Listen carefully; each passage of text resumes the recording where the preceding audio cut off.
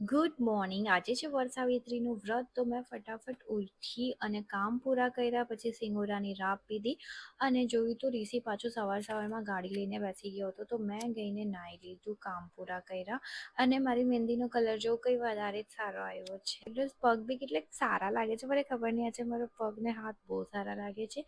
પછી મેં પૂજાની તૈયારી કરી, કુનાલની પૂજા કરી, ભગવાનની પૂજા કરી અને પછી મમ્મીએ કીધું કે ચલ આજે મને બી મહેંદી પાડી દે. તો મેં સેમ ડિઝાઇન મમ્મીને બી કરી આપી, કેમ કે મને મહેંદી પાડતા આવડતું નથી.